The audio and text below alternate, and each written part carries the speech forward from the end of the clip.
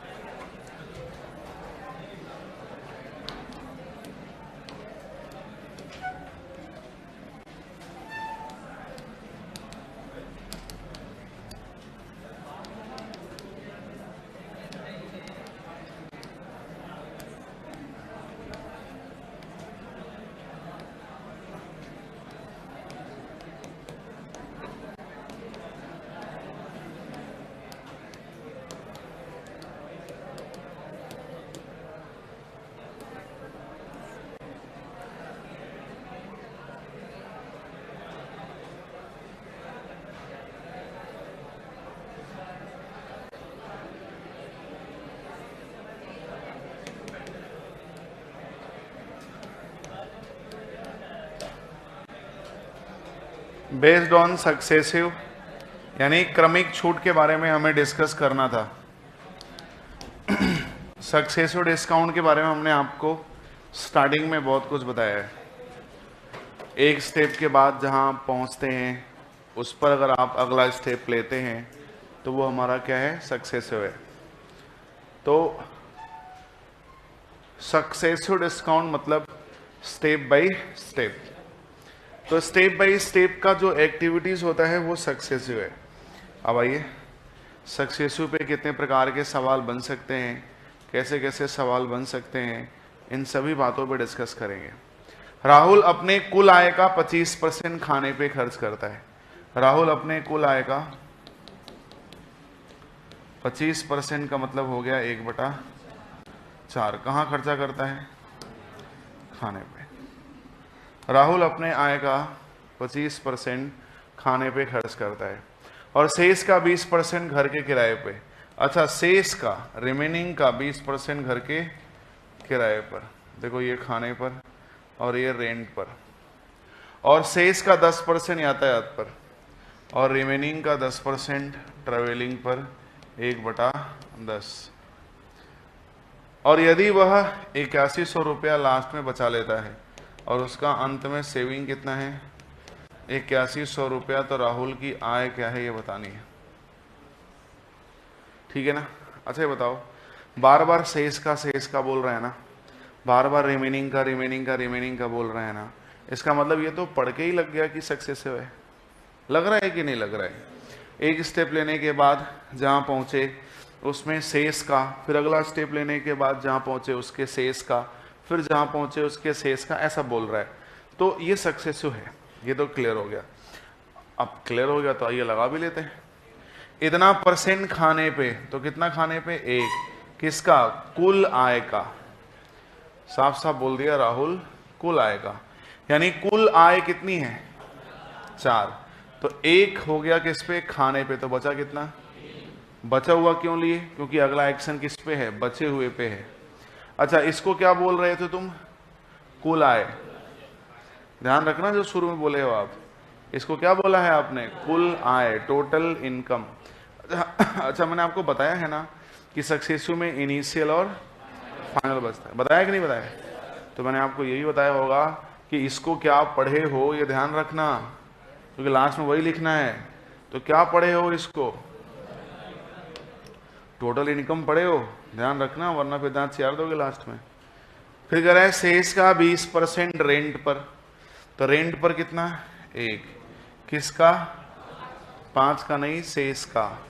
शेष 5 है तो 1 हमारा रेंट पे, तो शेष। अब शेष का 10% ट्रेवलिंग पे। तो कितना ट्रेवलिंग पर? 1। किसका? शेष का। अगर शेष 10 है तो 1 ट्रेवलिंग पर, तो शेष। अच्छा, ये शेष 9 क्या है? ये अंतिम शेष है, क्योंकि अब शेष जो बचा है उस पर कोई भी खर्चा नहीं हो रहा है। तो जो अंतिम शेष बचता है वही क्या शो हो जाता है? सेविंग। हमारे पॉकेट में जो अंतिम शेष रुपया बचा है वही तो सेविंग है। इसका मतलब ये किसको शो करने लगा? ये सेविंग को शो करने लगा, ठीक है ना? अब देखो कुछ कट रहा है तो काट दो यार। 4 से देखो 4 कट गया, अब कुछ नहीं कट रहा है। ये 50 और ये, तो ये क्या शो कर रहा है? इनकम। और ये क्या शो कर रहा है? सेविंग। क्योंकि आपको पहले ही मैंने सिखा रखा है कि इनिशियल और फाइनल का कंसेप्ट होता है। तो अगर हमारी इनकम ये है तो सेविंग ये है, सेविंग 27 नहीं 8100 है, कितना गुना 300 गुना, तो 300 गुना आप इसे भी कर दीजिए, कितना आ जाएगा 15,000। बड़े आराम से लगा लिया कि नहीं बताओ, बहुत आसानी से। तो ये सक्सेसिव का सबसे ईजियर मॉड्यूल है, मतलब सक्सेसिव का सबसे बेसिक सवाल है, इनिशियल स्टेज का सवाल है, जो एकदम साफ साफ क्लियर कट आपको रिमेनिंग का बोल रहा है। समझ रहे हैं कि नहीं? तो चलिए, ये बात अगर आप समझ गए तो एक क्वेश्चन मैं आपको दूं लगाने के लिए, लगाएंगे आप लोग? आगे बढ़ जाए ना। नोट तो आप लोग घर पे करते हैं आराम से। ये बताओ, रफ पेपर लेके बैठो, फेयर नोट्स मत खोलो, रफ पेपर लेके बैठो और लगाओ, बताओ, सॉल्व करो, इसका राइट आंसर क्या है क्या आपको बताना। मैडम डेली क्लास में आते हैं? आज पहला दिन है, सेकेंड डे, तो कहाँ गए थे? ठीक ठीक, बैठिए, लगाइए देवी।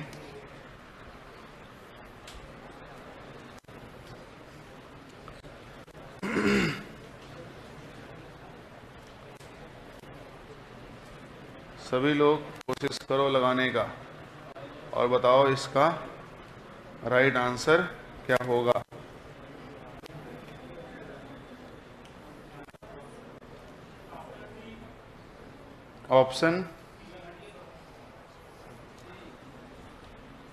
ऑप्शन सी सही है, देखते हैं भाई।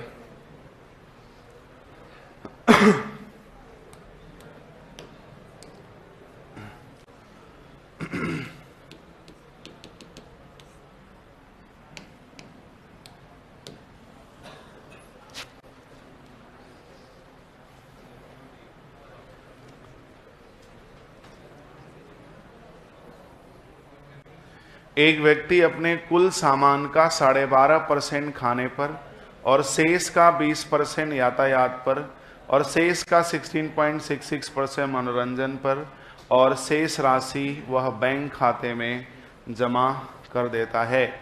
यदि उसका कुल खर्च 3500 रुपया है, यदि उसका कुल खर्च 3500 रुपया है तो उसका कुल आय बताओ, ठीक है ना। तो एक व्यक्ति अपने कुल आय का 12.5% खाने पर, अब देखो बाबू 12.5%, 12.5 मतलब 1/12.5% कहां? खाने पर। तो 12.5% खाने पर, तो कितना खाने पर? 1, किसका? 8 का। यानी कुल अगर आय 8 थी, ये कुल आय है हमारा 8, तो 1 खाने पे चला गया, तो शेष क्या बचा? अब कह रहा है शेष का 20% यातायात पर। अब जो शेष बचा था उसका 20% ट्रेवलिंग, तो शेष हमारा 8 था, तो ट्रेवलिंग 1, शेष हमारा 5 था, ट्रेवलिंग 1, तो शेष कितना बचा? शेष बचा 4। और शेष का 16.66 मनोरंजन पर, शेष का 16.66 मनोरंजन पर, तो 1/6, यानी 6 में से अगर 1 निकल गया तो मनोरंजन पे कितना है? मनोरंजन पर है आपका 5। सही है बाबू, मनोरंजन पे कितना है? 5। और शेष राशि वह बैंक खाते में जमा कर देता है। शेष राशि जो मिला उसे बैंक खाते में जमा। उसका कुल खर्च 3500 है, तो कुल आय बताओ। मतलब ये जो शेष बचा वही तो हमारी सेविंग है। अब वो बैंक खाते में जमा करे, अपने पास रखे, हमसे क्या मतलब है। इसका मतलब ये जो लास्ट वाला है ये क्या शो कर रहा है? सेविंग। और ये क्या शो कर रहा था? तो हमारा फाइनल में जो भी आएगा वो इनकम और ये वाला सेविंग, ठीक है ना। यहां मैं समझाने के लिए बार बार लिख रहा हूं, बट लिखने की कोई जरूरत नहीं है, आप दिमाग में रखना इस बात को, ठीक है ना। अब देखो भाई, 5 से 5, 4 दूना तो 6 दूना 12, और देखो ये इनकम है और ये सेविंग है। इसका मतलब जो अंतर आया वो खर्चा है, और खर्चा हमारा जो 5 है वो किसके बराबर है? तो 7 × 35 700 गुना। तो यहां पे इनकम पूछा है तो 700 गुना तो 12 सते 8400। हाँ, अगर वो सेविंग पूछ लेता तो वो हमारा होता 4900, लेकिन हमसे सेविंग नहीं, हमसे सिर्फ क्या पूछा है, इनकम। तो ये क्या है, 8400। समझ में आ रहा है ना? स्टेप बाय स्टेप जैसा बोल रहा है। सक्सेसु में फाइनल वैल्यू हम लोग कैसे पढ़ते हैं बच्चे, ये आपको साफ साफ दिख रहा है कि फाइनल वैल्यूज को हम कैसे यहाँ पे पढ़ रहे होते हैं, फाइनल वैल्यू को कैसे हम यहाँ पे समझ रहे हैं। ये चीज एकदम क्लियर कट साफ साफ आपको यहाँ पे दिख रहा होगा। कोई दिक्कत समस्या नहीं है तो बताओ, क्लियर है ना? आगे बढ़ सकते हैं क्या? चलो आओ नेक्स्ट चलें। अब ये सवाल थोड़ा सा एक बार आप कोशिश करिए लगाने का। अब यहां से सक्सेसु का असली रूप चालू होगा, मतलब सक्सेसु थोड़ा सा कंसेप्चुअल और टेक्निकलिटीज यहां पे दिखेगी आपको।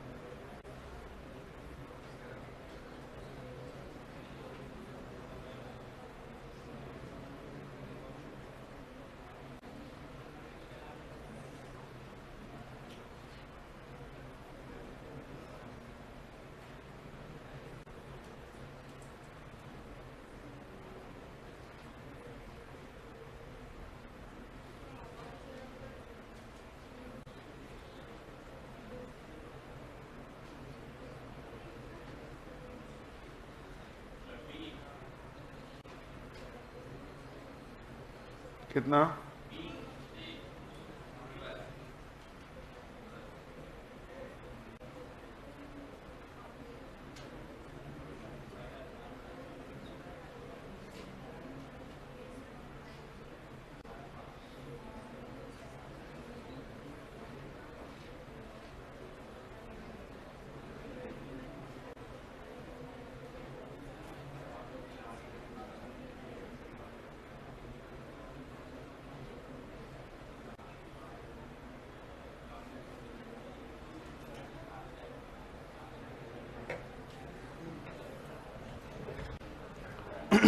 आइए, अच्छा देखो इस क्वेश्चन में ना, जैसे इसके पहले दो क्वेश्चन में रिमेनिंग का बोल रहा था, लेकिन इस क्वेश्चन में क्या रिमेनिंग का बोल रहा है? नहीं बोल रहा है। अब ये सक्सेसिव ही हम पढ़ रहे हैं, तो भले आपको देख के अंदाजा लग जाए कि ये सक्सेसिव है, क्योंकि हम लोग सक्सेसिव ही पढ़ रहे हैं। लेकिन एग्जाम में जब बीच में आ गया तो फंस जाएंगे आप, क्योंकि वहां आपको अंदाजा भी नहीं लगेगा कि ये सक्सेसिव का है या किस चीज का है। आप इन जनरल किसी और तरीके से लगाना चालू कर देंगे, लेकिन सक्सेसिव ही है ये।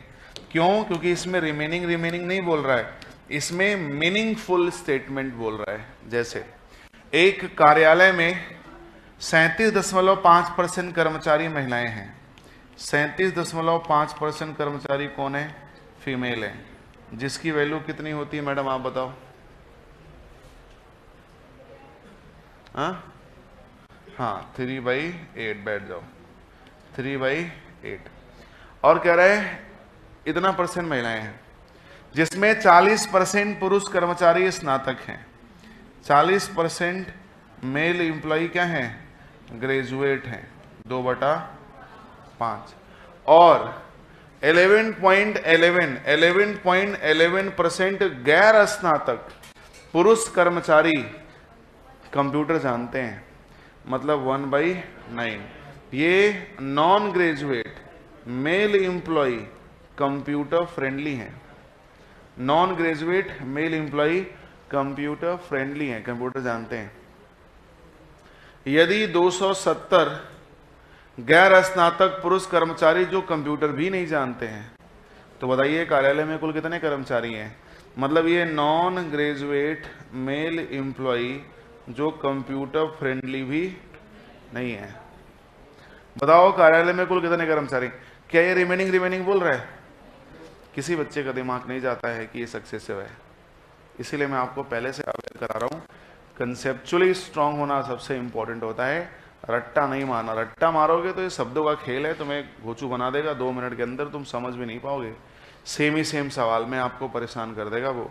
तो भाषा समझिएगा, इसमें रिमेनिंग तो कहीं नहीं बोल रहा है, बट फिर भी ये सक्सेसिव है क्योंकि ये मीनिंगफुल बोल रहा है। देखो, इतना % फीमेल है, किसमें? कार्यालय में। तो कार्यालय में इतना % महिलाएं हैं, तो कितनी महिलाएं हैं? यानी कार्यालय में कुल कितने लोग थे? कार्यालय में कुल लोग थे 8, जिसमें 3 महिला हो गई, तो 5 जो बच्चे वो गारंटी है कि पुरुष ही होंगे, क्योंकि पूरे प्रश्न में पुरुष और महिला की बात हो रही है। तो भाई अगर 3 महिला हो गई, अब बताओ इस 8 को क्या बोल रहे हो आप? Total employ in an office है, इन ऑफिस। आपके के कार्यालय में कुल कितने कर्मचारी हैं? 8। उसमें से 3 क्या हो गए? फीमेल। तो जो बचे 5 वो कौन है? मेल। जो रिमेनिंग बचे वो कौन होंगे? मेल। अब कह रहा है कि 40% मेल एम्प्लॉय ग्रेजुएट हैं। अच्छा, अगली बात किस पे कर रहा है? मेल एम्प्लॉय पे। और मेल एम्प्लॉय कौन है? रिमेनिंग। जो रिमेनिंग बचे हैं वो कौन है? जो रिमेनिंग बचे हैं वो मेल है। और अगली बात हो किस पे रही है? मेल एम्प्लॉय के बारे में हो रही है। इसका मतलब किसके बारे में हो रही है? रिमेनिंग के बारे में हो रही है। भाई रिमेनिंग मेल है, अब अगली बात मेल पे हो रही है, इसका मतलब रिमेनिंग पे हो रही है, क्योंकि मेल कौन है? मेल रिमेनिंग पार्ट है। तो ये थोड़ा मीनिंगफुल था, इसे कनेक्टिविटी बनाना पड़ेगा। शेष मेल है और अगली बात मेल पे हो रही है, इसका मतलब अगली बात शेष पे हो रही है। तो कह रहा है 40% मेल एम्प्लॉय ग्रेजुएट है। तो कितने मेल एम्प्लॉय ग्रेजुएट हैं? यानी अगर हमारे मेल एम्प्लॉय कुल 5 थे, तो उसमें से 2 क्या हो गए? ग्रेजुएट। तो जो 3 बचे वो फीमेल मत कह देना, क्योंकि वो तो मेले हैं ना। जो 3 बचे वो मेल हैं लेकिन ग्रेजुएट नहीं है। मतलब ये वो मेल हैं जो ग्रेजुएट नहीं है। और अगली बात हमारी किस पे हो रही है? नॉन ग्रेजुएट मेल एम्प्लॉय पे ही हो रही है। इसका मतलब फिर रिमेनिंग पे बात कर रहा है। ये कह रहा है कि ग्रेजुएट तो नहीं है लेकिन कंप्यूटर चलाना जानते हैं, तो थोड़े काबिल आदमी है भाई। ये इतना % ऐसे एम्प्लॉय हैं जो मेल हैं, ग्रेजुएट भी नहीं है, बट कंप्यूटर जानते हैं। यानी अगर हमारे नॉन ग्रेजुएट मेल एम्प्लॉय 9 थे, तो उसमें 1 कंप्यूटर जानता था। तो 8 ऐसे हैं जो मेल एम्प्लॉय हैं, नॉन ग्रेजुएट हैं, लेकिन कंप्यूटर फ्रेंडली नहीं है। तो वही तो बचे। अब आप आगे कोई स्टेप ही नहीं है, सॉल्व कर लो। 5 से 5 गया, 8 से 8 गया, 3 तरीका, तो यहां 3 और, तो ये क्या शो कर रहा है? Total employ. और ये क्या शो कर रहा है? नॉन ग्रेजुएट मेल एम्प्लॉय जो कि कंप्यूटर फ्रेंडली नहीं है, जिसकी संख्या क्या दी गई है? 270। तो बस ये भी 270, तो 800। बस हमारा आंसर आ गया। ठीक है, तो ये सवाल मेरे हिसाब से थोड़ा बढ़िया था, जिसमें थोड़ा मीनिंगफुल स्टेटमेंट्स बोल रहा था।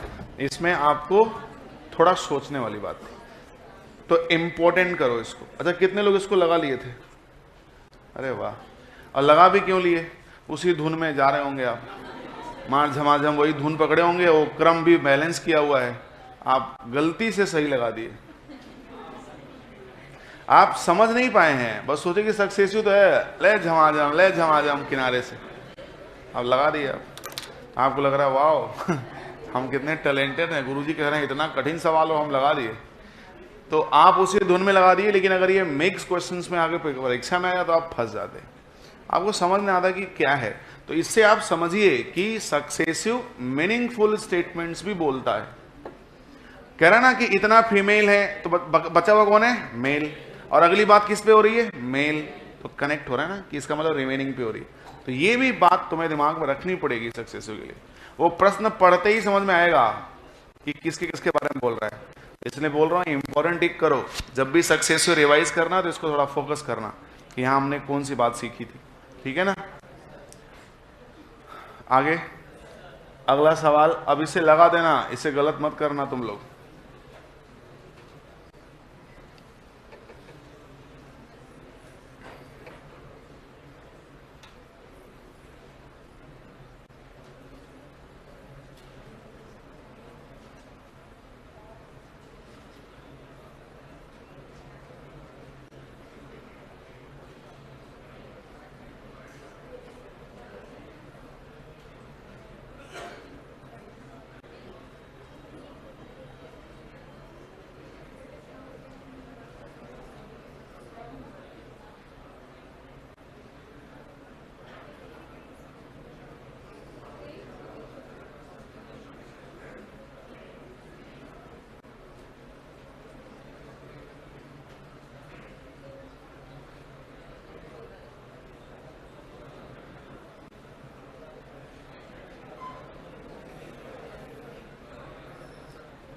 बात नहीं बच्चे, आपको सवाल लगाने के लिए दिया है, आप थोड़ा ट्राई करो, आपस में प्लीज बात मत करो।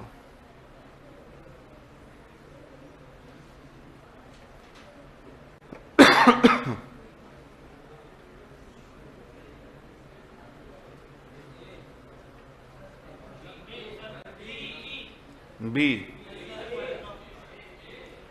ए और बी दो ऑप्शन आ रहे। चलो, एक व्यक्ति अपने आय का 16.66%, एक व्यक्ति अपने आय का 16.66% 1/6 खाने पर, 16.66% खाने पर, यानी किस पर? फूड पर। किसका? आय का। और शेष का 17% दवा पर, शेष का 17% मेडिकल पर, और 23% किस पे है? एजुकेशन पे। ठीक है ना? और शेष का 10% यातायात, इधर लिख लेते हैं, शेष का 10% 1/10, शेष का 10% 1/10 किस पे है? ये यातायात पर, ट्रेवलिंग पर। और यदि शेष राशि बचत खाते में जमा कर दे तो उसके कुल आय और कुल खर्चे का अनुपात बताएं। जो फाइनल शेष बचा उसे बैंक में जमा कर दिया, वो सेविंग है, फिर उसके आय और खर्च का अनुपात बताना है। जानते हैं मैक्सिमम विद्यार्थी क्या कर रहे हैं? मैं अभी यहाँ से वहाँ टहला भी नहीं, लेकिन अभी मेरे को पूरा अंदाजा है कि बहुत से लोग 17% का भी रेशियो बना रहे होंगे, 17/100 कर रहे होंगे, बहुत लोग 23/100 कर रहे होंगे, और उसका रेशियो बना रहे होंगे, बहुत गंदा ना आ रहा होगा। फिर वो सोच रहे होंगे कि आसान वाला अपने कर लेते हैं और कठिन वाला हमें दे देते हैं, कहते हैं लगाओ, कैसे लगाएं। यही कर रहे होंगे आप लोग। 17% का भी रेशियो बना दिया थे, बहुत कम बच्चे होंगे जो इस बात को समझ पाए होंगे, वरना 17 और 23 दोनों का अलग अलग रेशियो बना के बड़ा बड़ा नंबर लिख दिया, अब गुड़े नहीं कर पा रहे हैं। अब ध्यान से मेरी बात समझना, हमने आपसे कहा है सक्सेसिव कई रूप दिखाता है, आपने हल्का सा एक पॉइंट इसमें मिस किया जिसकी वजह से आप ऐसा कर रहे हैं। कह रहा है कि एक व्यक्ति अपने आय का इतना % खाने पर, चलो ठीक है, इतना % खाने पर, तो कितना खाने पर? एक। किसका? आय का। अगर उसकी कुल आय 6 थी तो एक खाने पर तो बचा कितना? इसका मतलब बच्चे ये जो 6 है वो क्या है? टोटल इनकम बता रहा है। तो एक खाने पर तो शेष कितना बचा? 5 बच गया। अब कह रहे हैं शेष का 17% दवा एवं 23% शिक्षा। इसका मतलब शेष का ही 17 था, शेष का ही 23 था, इसके बीच रिमेनिंग वर्ड्स नहीं है। हाँ, अगर वो ये बोलता शेष का 17% दवा एवं शेष का 23% शिक्षा, तब ये अलग अलग रेशियो बन जाता। इसने कहा शेष का ही 17 दवा एवं 23 शिक्षा, मतलब शेष का कुल कितना? 40%। शेष का कुल कितना? 40%। यानी शेष अगर आपका 5 यूनिट है तो 2 यूनिट किस पे? दवा और शिक्षा पे। तो बचा कितना? अब जो 3 बचा, अब देखो आगे बोल रहा है और शेष का 10%, अब रिमेनिंग बोल रहा है। इसका मतलब ये जो 17 और 23 है ना, वो रिमेनिंग का दोनों ही है। देखो कह रहा ना, शेष का 17% दवा एवं 23%। ये एवं किसका 23% है? शेष का ही है। तो शेष का कुल कितना? 40%, जो कि मेडिकल और एजुकेशन पे है। और लास्ट में शेष का 10% ट्रेवलिंग। तो अगर 10 शेष था तो 1 ट्रेवलिंग, तो फाइनल शेष कितना बचा? और ये वो फाइनल शेष है जो बैंक खाते में जमा कर दिया, इसका मतलब यही सेविंग है उसका। अब इसको सॉल्व करो 5 से 5, तो यहां हो जाएगा 20, ये 9, और ये हमारा इनकम है, ये सेविंग है, तो खर्चा हमारा 11 आएगा। और हमसे इनकम और एक्सपेंडिचर, तो इनकम 20 है और एक्सपेंडिचर 11। बहुत से लोग 20 और 9 ही देख के बता दे रहे हैं, लेकिन हमने आपसे इनकम और खर्चा पूछा है, समझिए। तो 2 जगह धोखा खाए आप। एक तो बहुत लोग यहाँ धोखा आके खा गए, और बहुत से लोग यहाँ भी धोखा खा गए कि 17 और 23 का अलग अलग रेशियो बना दिए। अच्छा सुनो, केवल इसने एक वर्ड मिसिंग किया है, शेष। बस खाली वो यहाँ पे लिख देता शेष का इतना % दवा, शेष का 23% शेष है, खाली शेष लिख देता, कहानी दूसरी हो जाती। मतलब केवल एक वर्ड उसने हटाया है, शेष, बस वो हटा दिया और तुम्हारा पूरे सवाल का मीनिंग ही बदल गया। इसीलिए हम कहते हैं कि अर्थमेटिक मैथ्स स्टेटमेंट्स का गेम बहुत शानदार खेलता है। तो स्टेटमेंट्स को बहुत ध्यान से पढ़ो और समझने की कोशिश, रटने वाला मत धुन लगाओ। जैसे तुमने इस वाले सवाल को जो सॉल्व कर लिया ना, वो तुम रटने की वजह से कर लिए। तुम रट के बैठे थे, मारे स्टेप बाय स्टेप लगा दिए। सब जगह गुरुजी ऐसे हटा के किनारे लगा दे रहे हैं, हम भी किनारे लगा देते हैं, तो समझ नहीं रहे हो। तो अब हमारे बताने के बाद कम से कम समझो इसको कि ऐसा गुरुजी क्यों कह रहे हैं। इसका मतलब तुमने सक्सेसो में कई चीज देखी। एक तो एकदम क्लियर बोल रहा था शेष शेष शेष, एक मीनिंगफुल देखा आपने, और एक में आपने देखा कि बीच में रिमेनिंग बोल रहा था, बीच में रिमेनिंग गायब को भी कर दिया था। और नजर अगर वहां पे नहीं पड़ी आपकी, तो आपने उसको अलग अलग रेशियो बना दिया। ठीक है ना? चलो अब नेक्स्ट क्वेश्चन। अब आप समझदार हो गए हैं, अब फंसना मत। अब आप क्या हो गए हैं? समझदार। अब फंसना नहीं, लगाओ, सॉल्व करो मैडम। अब गलती मत करना, अब सबको फिर से लगाना है, हर एक बच्चे को।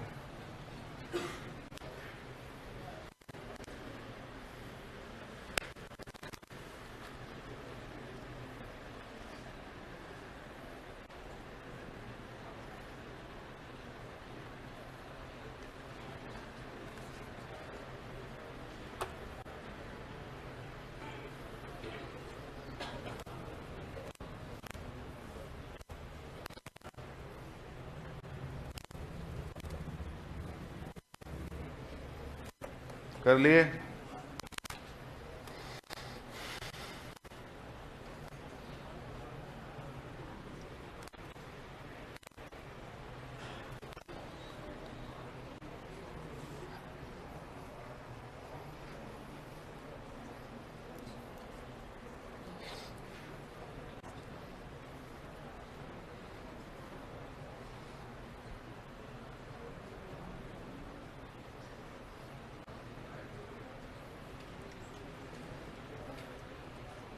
अब लोग सॉल्व हुआ?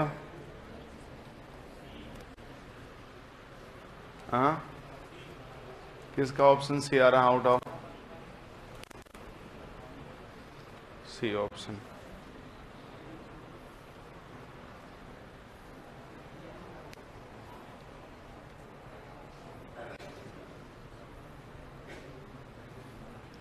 कितने लोग का ऑप्शन सी आया? किसी का नहीं, आपका? चलिए अब देखो, फिर आप लोग फंस रहे हो। क्वेश्चन में साफ साफ कह रहा है, एक व्यक्ति अपने कुल आय का 7:3 के अनुपात में खाने पर, तो 7:3 के अनुपात में खाने पर, यानी कुल आय अगर आपकी 7 है तो कितना खाने पर है? कुल आय अगर 7 है तो कितना खाने पर है? कुल आय अगर 7 है तो खाने पे कितना है? खाने पे है 3, तो शेष कितना बचेगा? खाने पे है 3, तो शेष कितना बचेगा? 4। कोई दिक्कत? और शेष का 1/3 भाग यातायात पर और 25% मनोरंजन पर। शेष का 1/3 भाग, शेष का 1/3 भाग यातायात ट्रेवलिंग पर और प्लस 25% यानी 1/4 किस पे? मनोरंजन पर। किस पर? मनोरंजन पर। और 1/3 भाग किस पर? यातायात पर। तो देखो शेष का 1/3 भाग यातायात पर एवं 25% मनोरंजन पर। तो यातायात और मनोरंजन मतलब 7/12।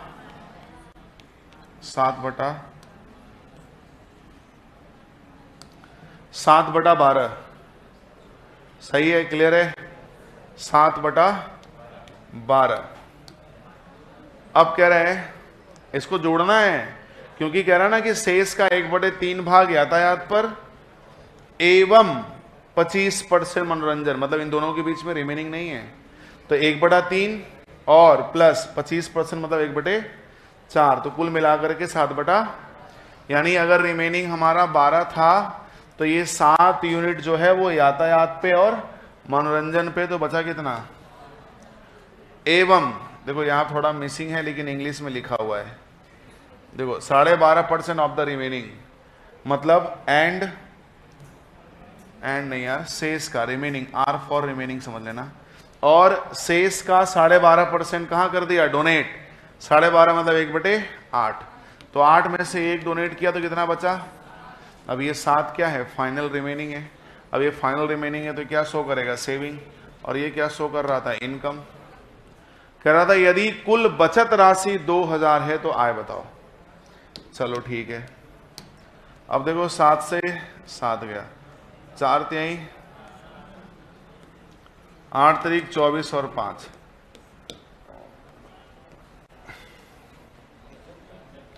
ये इनकम है और ये क्या है? सेविंग। सेविंग कितना है? 5 नहीं है, सेविंग है आपका 2000। अब 2000 मतलब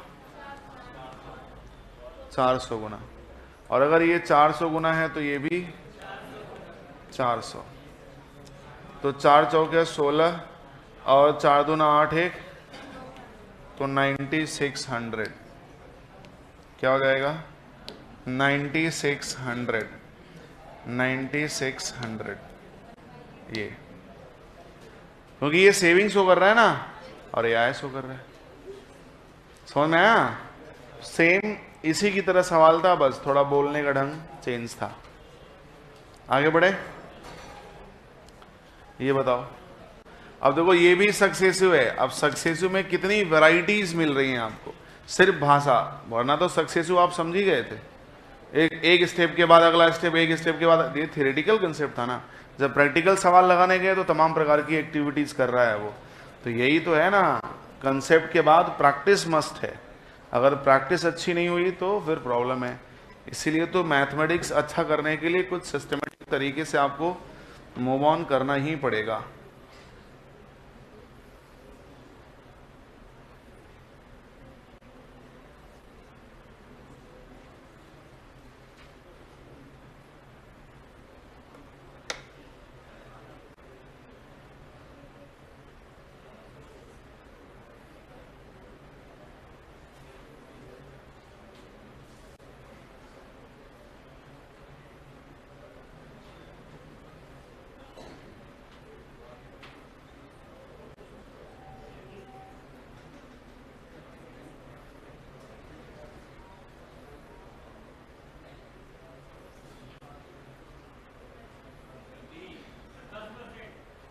कितना आया? 10%। कितने लोग का आंसर 10% है? बस 2 लोग। बाकी लोग भी एक बार बताओ यार, गर्ल्स भी थोड़ा ट्राई करो।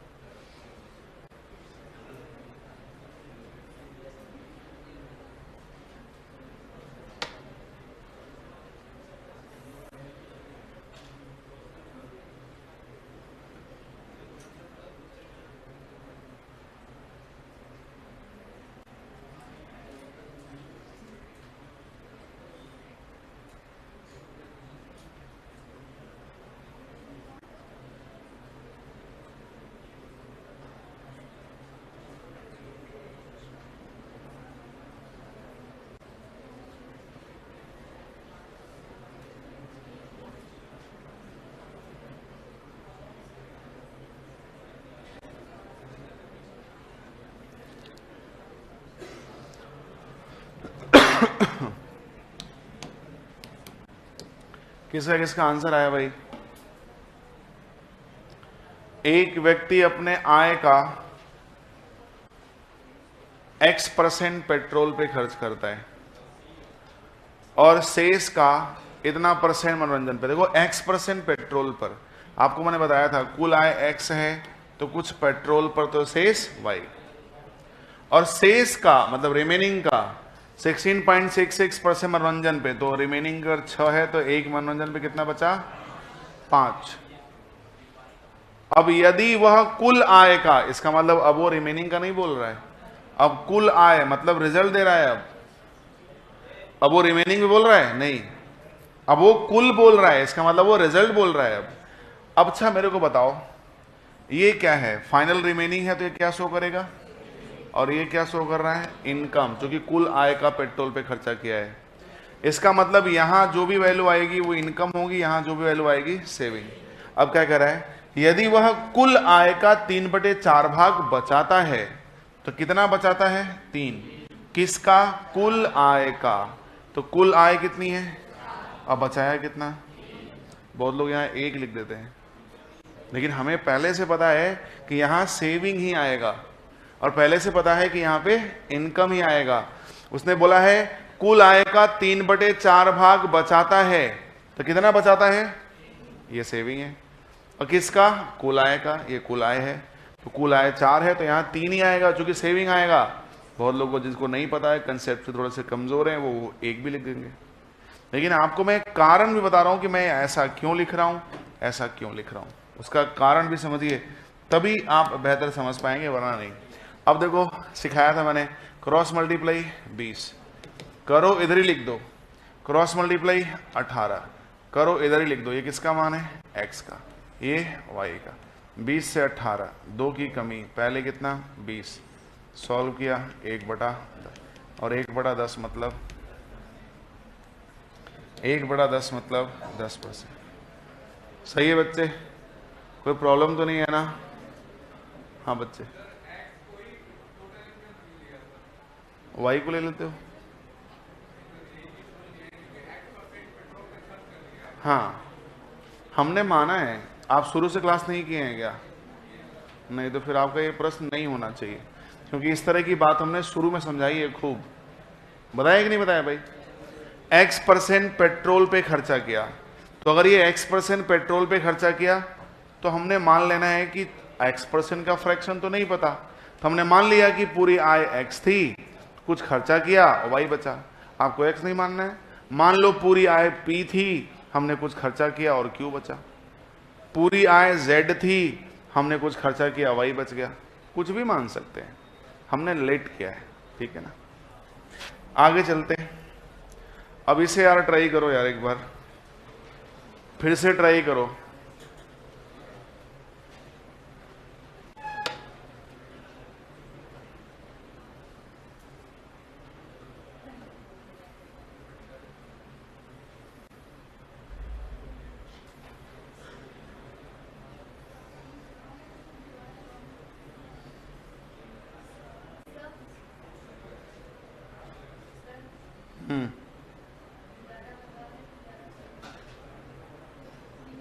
क्या भैया?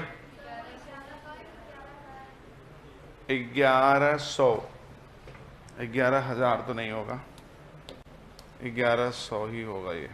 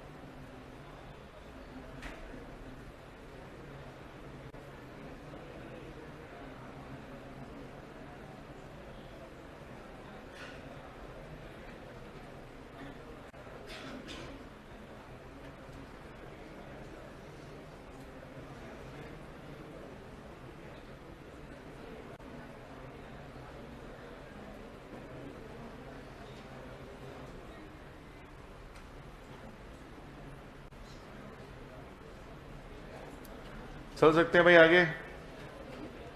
बोलो, आगे बढ़ सकते हैं कि नहीं?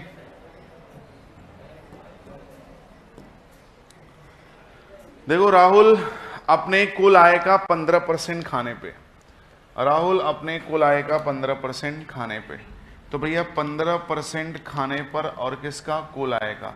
तो 15% बच्चे होता है 3/, तो 15% खाने पे तो कितना खाने पे?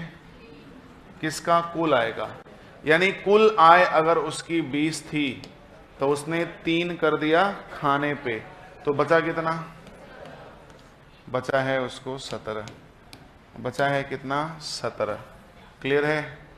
कितना बचा है? 17। और भाई कुल 20 थी, 3 खाने पर तो शेष कितना बचा? 17। अब शेष बचा है 17। अब जो शेष 17 बचा है उसमें 1100 रुपया वो दान दे देता है। तो यहां से 1100 रुपया क्या कर दिया उसने?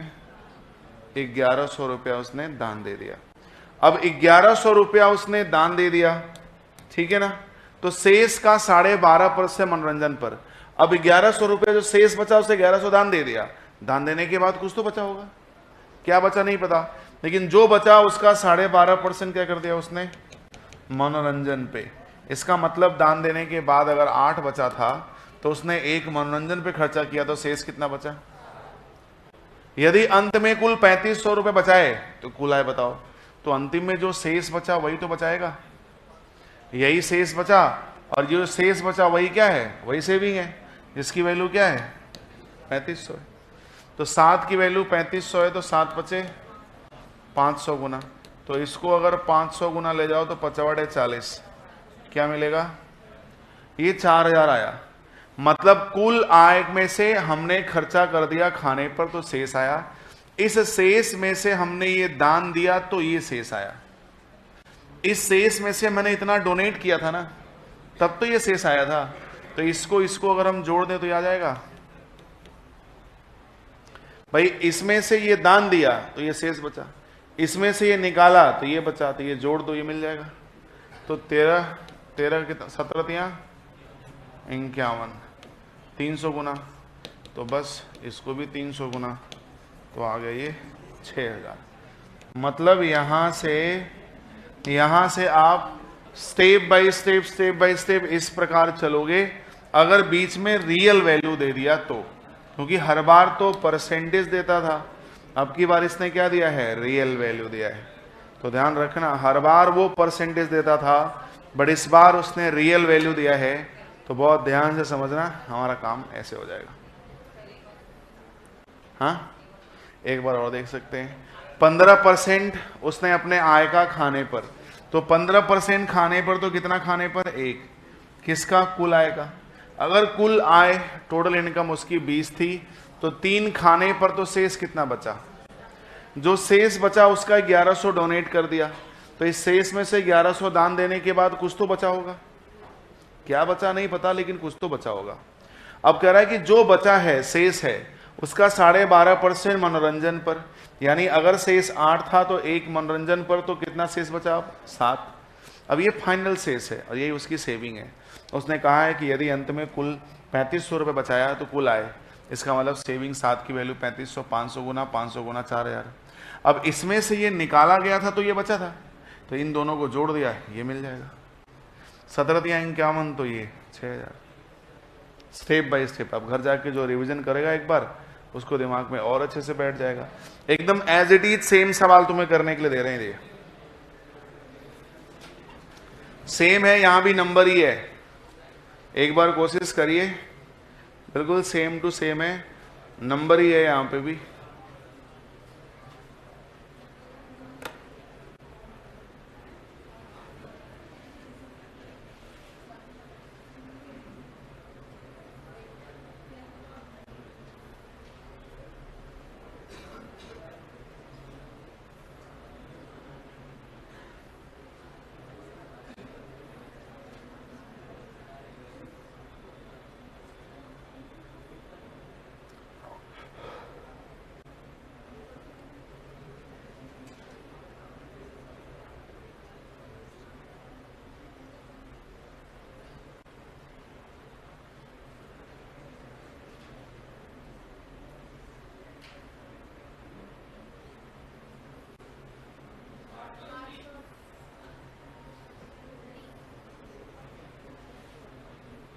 क्या भैया? D option 880। कितने लोग का आंसर है 880?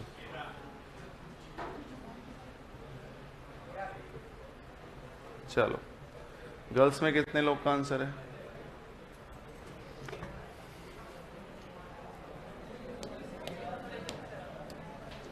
किसी होटल में कुल अतिथियों का 12.5% विदेशी हैं। किसी होटल में कुल अतिथियों का 12.5% मतलब 1/8 क्या है? विदेशी हैं। 12.5% विदेशी हैं, तो कितना विदेशी हैं? 1। किसका? टोटल का।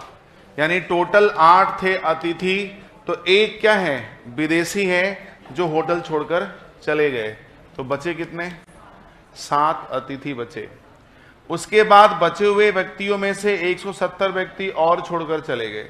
बचे हुए में से 170 और छोड़कर चले गए, तो जब चले गए तो कुछ तो बचे होंगे। और बचे हुए अतिथियों में 35% महिलाएं हैं। अब जो बचे हैं उसमें से 35% महिलाएं हैं, 7 यानी अगर बचे हुए कुल हमारे 20 हैं तो उसमें 7 महिलाएं हैं, तो शेष कितने बचे? तो कह रहा है कि बचे हुए अतिथियों में 35% महिलाएं हैं, तो बाकी जो बच गए होंगे वो क्या होंगे? पुरुष होंगे। यदि कुल पुरुष अतिथियों की संख्या 390 है, तो लो भाई, पुरुष हमारा कितना आ गया? 13। 390 30 गुना, तो इसको भी 30 गुना करो, 600। यहां से ये निकला तब नहीं आया, इसको जोड़ दो तो 770। 110 गुना, तो यहां से 110 गुना तो 880। 880, तो हमारा राइट आंसर हो जाएगा 880। सही है? तो सक्सेस। हाँ भैया बोलिए। 770 हुआ। यहां जो भी वैल्यू रही होगी उसमें से ये निकला होगा, फिर ये बचा है, तो इसको जोड़ोगे तो ये मिलेगा ना। अरे भाई, इसमें से तुमने ये निकाला है तो ये बचा, तो इस बचे वाले में जो निकाला था उसको जोड़ दोगे तो प्रारंभ वाला आ जाएगा ना। अरे तुम्हारे पास 100 रुपया था, तुमने 20 रुपया निकाल दिया तो 80 बचा, और 80 में 20 जोड़ोगे तो 100 नहीं पहुंच जाओगे? कैसी बात करते हो? जनरल बात है ये। तो ये 770, अब 7 की वैल्यू ये, तो ये हमारा 880।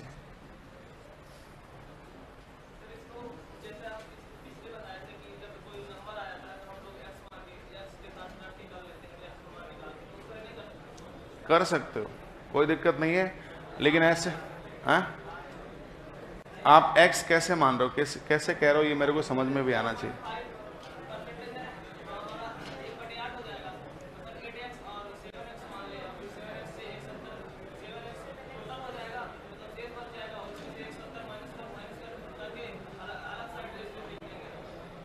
अच्छा, आप दूसरे तरीके से सोच रहे हो, मैं बताता हूं। ये कह रहे हैं कि आप सर बीच में रियल वैल्यू आए तो x मान ले, ऐसा बोल रहे थे ना आप। देखो, वो तो इलेक्शन के सवाल में मैं बोल रहा था, क्योंकि वहां पे ग्राफ बना रहे थे। आप यहां भी करना चाहें तो कर सकते हैं, लेकिन हम तो यहां सक्सेसिव की बात कर रहे हैं, तो थोड़ा इसमें डिफ्रेंशिएट करना सीखोगे तो मजा आएगा। एक ही चीज को हर जगह लगाने की कोशिश करोगे तो प्रॉब्लम में आओगे। बट आपकी इच्छा है तो देखिए, 12.5 था ना पहले, 12.5% कहां यूज किया है? विदेशी थे जो चले गए। ये कोई गेस्ट थे, फॉरेनर गेस्ट थे जो चले गए, 1/, और उसके बाद फिर 170 और चले गए, और 35% बचे हुए अतिथियों में 35% महिलाएं हैं। 35% महिलाएं हैं, तो 35% की वैल्यू 7/20। 35% महिलाएं हैं, 7/20।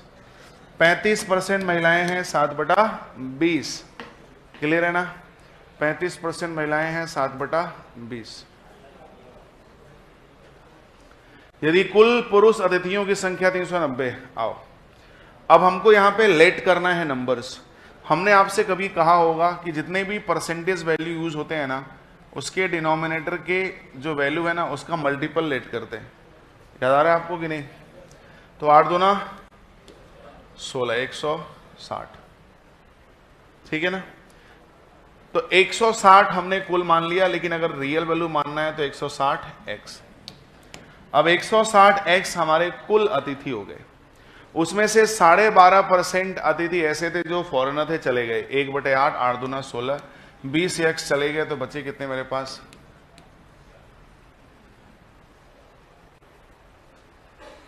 140 एक्स बचे। जो 140 एक्स थे इसमें से 170 और चले गए तो कितने बचे? 140 एक्स माइनस 100, यही बचे मेरे पास। और जो बचे थे इसमें से 35% कौन है? महिला है। जो बचे थे उसमें 35% कौन है? महिला है। अब इस पूरे का 35% निकालना है। अब देखो 140 का 35% निकालोगे 7/20 होता है, 0 घटेगा, 2 7 14, 49 एक्स। अब यहां से 49 एक्स निकालोगे तो मेरे हिसाब से 91 एक्स बचेगा क्या? बोलो भाई। 49 एक्स भाई, यहां का 35% मतलब नहीं, घटाना नहीं है यार, 49 एक्स ही लेना है ना। इसका इतना परसेंट निकालना है तो घटाना क्या है? इसका 35% कितना आएगा? 49 एक्स माइनस 170 का भी तो 35% लोगे, तो 170 का 35 मतलब 7/17 सते, पता ही नहीं है। 7 का आधा 3.5, 7 का आधा 3.5। अब 17 का 3.5 में मल्टीप्लाई करना है तो भैया 17 दिया और 17 बचे